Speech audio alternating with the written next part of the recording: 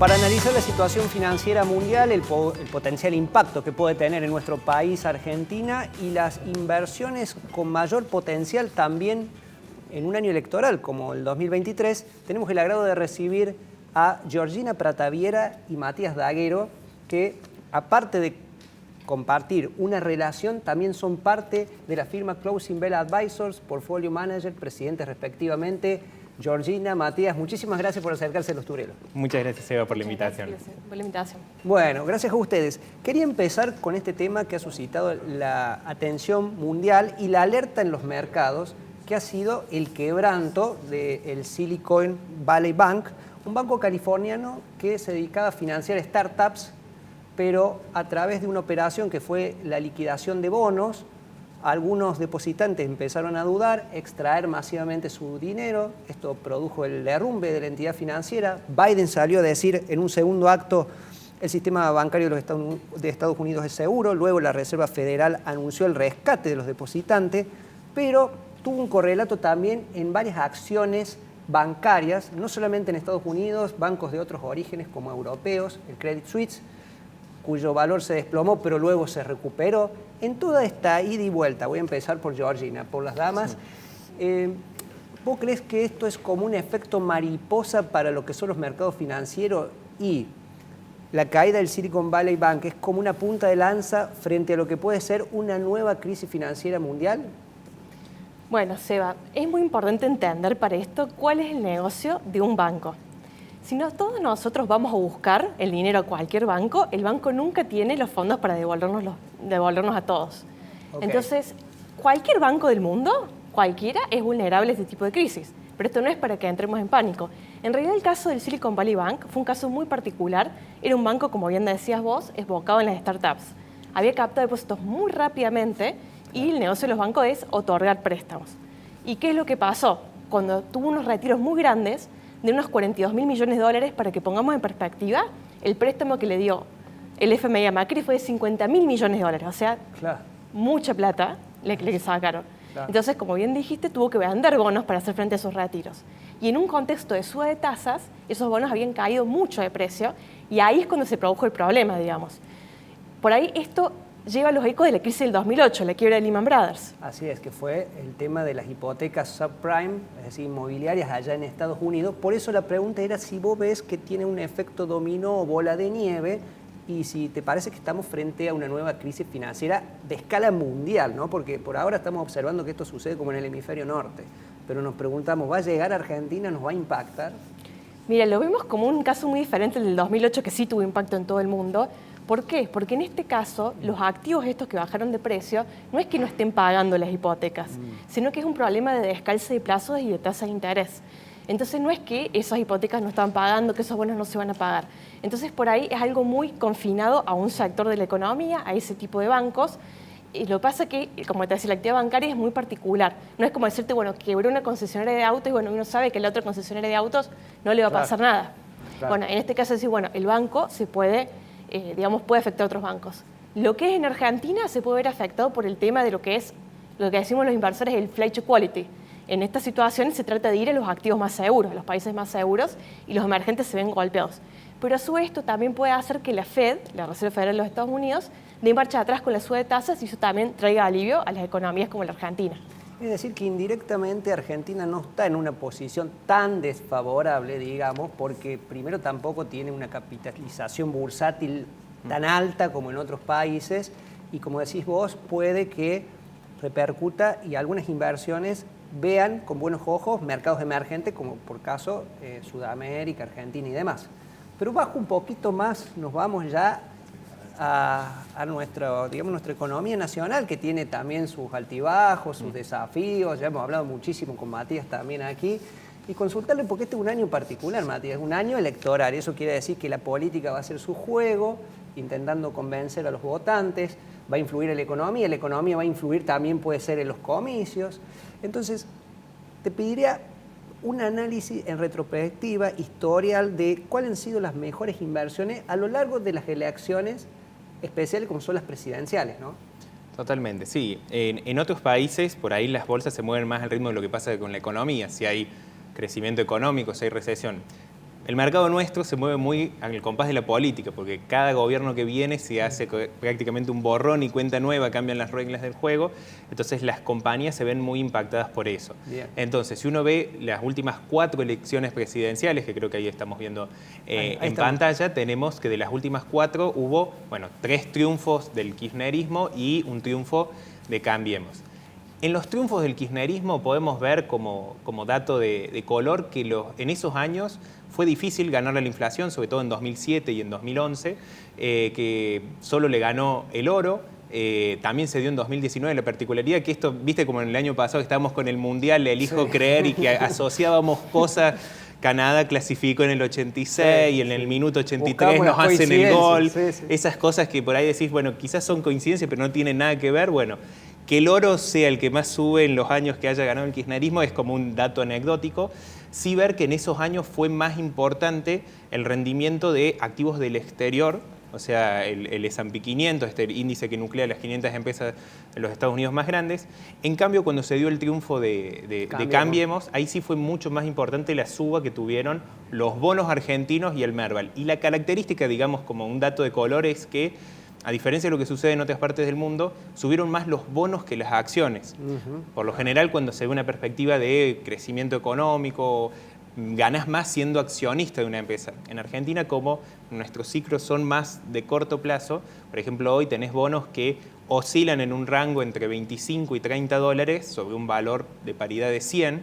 Entonces, frente a un cambio político, un cambio de expectativas, esos bonos podrían llegar a valer, jamás van a valer 100 porque el cupón que tienen hoy es como si fuéramos suizos, se pagan menos de 3% anual, claro. Pero que vayan a un valor de 60, 70 dólares sería un valor esperable, no de manera inmediata, pero en un contexto de un cambio en lo que sería el rumbo de la política económica. Bueno, te voy a decir 2 o 3 cosas a partir de esta placa que han traído y la pongo en debate con ustedes dos. Uno, el denominador común del oro en el tema de los triunfos kirchneristas. Y luego agregabas vos el tema bonos con Cambiemos y en la última elección donde gana Alberto Fernández también se suma estos CDR del S&P 500, este índice que nuclea las 500 empresas.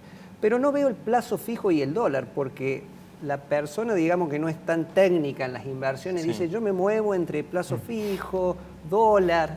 ¿Cómo puede ser? Porque uno en el imaginario tiene que el dólar le gana a la inflación o a otro tipo de inversión en un año electoral. Sí, a ver, por lo general el dólar es un activo que la gente usa en periodos de refugio y en periodos de gran incertidumbre económica. Perdón, agreguemos que se espera un año de menor cosecha por la sequía, con lo cual va a haber menos reserva, eso puede presionar el valor. Sí, y en Argentina el dólar es como un resumen. Si vos querés saber cómo le está yendo al país, decime el precio del dólar, cuánto ha cambiado en el último tiempo. Los últimos 2 años el dólar la verdad que viene subiendo por debajo de la inflación luego de 2020, 2019, en donde había tenido una suba muy importante. Pero es muy difícil pronosticar cuánto va a ser el valor del dólar el día 11 de diciembre de 2023. Llámame el 12 y te digo. Pero en eso, ¿qué pasa? Porque hay distintos escenarios. Uno puede decir, y a ver, acá hablando apolíticamente, sino que simplemente a los inversores hay ciertas políticas que les gustan más, ciertas políticas que les gustan menos y en función a eso es cómo se mueve. Entonces, por ahí, si viene un gobierno que apoye más el libre mercado, que haga algún tipo de ajuste fiscal, que las cuentas cierren mejor, y quizás el valor del dólar hoy es alto. O sea, si nosotros vemos y nos retrotraemos, por ejemplo, lo que pasó en el año 2003, había economistas en aquel momento cuando se sale de la convertibilidad, el dólar estaba en 4 pesos y decían que iba a llegar a 20. Tuvieron razón 15 años después. Y en las finanzas el tiempo importa. El dólar estuvo estable alrededor de los 3 pesos casi una década. Entonces, en un escenario en donde empezamos a hacer cosas más racionales, el valor de hoy del dólar puede ser caro. Ahora, en un escenario en donde no se hacen esas cosas racionales, y esto de nuevo puede pasar con una bandera política o con otra, el dólar puede ser barato. Entonces esa política depende de la razonabilidad de las políticas de nuestros dirigentes y cómo se comporte en los próximos meses, digamos, la economía de nuestro país. Vuelvo con Georgina porque pienso yo que un inversor que va, por ejemplo, a Closing Bell Advisor, a otra firma, a otra ALIC, le dice, bueno, ¿qué objetivo tienen? Bueno, ganarle la inflación. Pero estamos viendo recién que la inflación de los últimos 12 meses ha sido 102%, es decir, duplicar el valor. ¿hay algún activo que le gane a la inflación? ¿O qué le recomiendan ustedes a un inversionista, un perfil moderado en ese sentido? Sí, totalmente, Seba. Es un gran desafío, el gran enemigo es la inflación y eso está pasando en todo el mundo. Recién hablamos de la crisis que se está dando ahora y la inflación es un flagelo que nos está afectando a todos.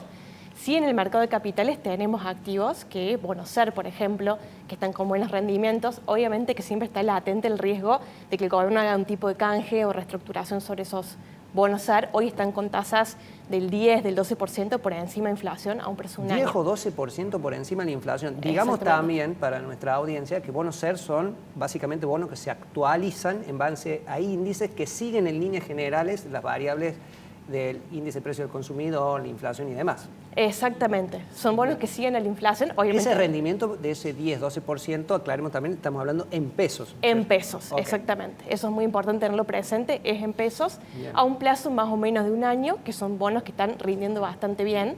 Lo que es el dólar, como recién comentaba Matías, por ahí la gente tiene el imaginario que siempre le gana la inflación, pero recién estamos hablando de una corrida bancaria en los Estados Unidos. O sea, el dólar también es como que está perdiendo cierto poder de activo refugio en el mundo. Se está debilitando y la inflación también se está reactivando en los Estados Unidos. Entonces, refugiarse en dólares hoy ya no es garantía de ganarle la inflación. Sí, creería que tal vez puede ser una condición en parte, dependiendo del mix de esa canasta del inversionista necesaria, pero no suficiente para ganarle una inflación argentina que, como decimos, duplica los números año a año. Bueno, para cerrar, tengo acá un libro que yo lo presenté como una pareja, sin autorización, pero dice, una pareja feliz, podemos decir, porque dice Finanzas simples para una vida feliz. Georgina Prataviera, Matías Daguero. Hábleme un poco de este libro. ¿Para quién es este libro? Bueno, ese libro lo sacamos pensando en lo que nos hubiera gustado saber quizás a los 18 años, cuando uno empieza a tener sus primeros ingresos y empezar a tener que tomar decisiones. Porque nos pasa en el día a día con nuestros clientes que, bueno, no solo te consultan cosas de inversiones, te empiezan a preguntar, tengo mi hijo que va a estudiar esto, lo estudia acá, lo estudia allá, cómo pago la tarjeta de crédito, cómo me conviene. Entonces, un poco en el libro hacemos como una síntesis de buenas y malas decisiones financieras que uno puede tomar en torno a los ingresos, los gastos, los préstamos y las inversiones. Muy bien. ¿Qué le agregarías vos, Georgina, a este prólogo que ha hecho acá televisivo, Matías? Porque él ha dicho, este libro me hubiera gustado tenerlo a los 18 años, cuando empezaba a meterme en el mundo de las finanzas. Exactamente, y también es un libro que para mucha gente, muchos padres se los puedan dar a sus hijos, eso nos ha pasado mucho. Es decir, que puede tomarlo una persona que no tiene un conocimiento técnico, económico y entender de los temas vinculados a las finanzas. Totalmente, el libro está hecho en un enfoque no técnico. Bueno, dame 2 o 3 para cerrar, tips que ustedes pueden destacar a partir de lo que es el libro, o sea, en materia de ingresos, gastos o errores comunes que tenemos. Bien, por ejemplo, en materia de ingresos, uno de los tips más importantes que marcamos es la importancia de invertir desde joven. Como una persona que ahorra desde los 25 hasta los 35 tiene un mejor rendimiento que una persona que quizás ahorra desde los 35 hasta los 65, ahorrando apenas 1/3 del tiempo y 1/3 del capital. Bien. Después, en cuanto a lo que serían decisiones en los ingresos, tener múltiples fuentes de ingreso, pero no caer en esquemas piramidales, en estos de que por ahí buscas rendimientos, esquemas Ponzi, extraordinarios, claro. Después también el tema de no depender del Estado para la jubilación, eso nos parece algo muy importante. Vos sabés que lo iba a atar a lo que él dijo, porque tantos años de ahorro te generas como una jubilación extra, pero acá no alcanza la jubilación. Exactamente, y eso es algo que por ahí cuesta asumir, pero la realidad es que nuestra generación probablemente no tenga jubilación, los sistemas jubilatorios están quebrados en el mundo, nosotros lo presentamos como que es un cuasi esquema piramidal, entonces es muy importante tomarlo en las propias manos, ¿no? Hay alternativas en el mercado de capitales para quienes lo quieren hacer. Bueno, muchísimas gracias a los dos, Georgina Prataviera, Matías Daguero de Closing Bell Advisors. Ya tienen la invitación, tienen los datos para ampliar más detalles en este mundo apasionante de las finanzas y también, digamos, complejo por la inestabilidad que vive el mundo. Muchísimas gracias a ambos.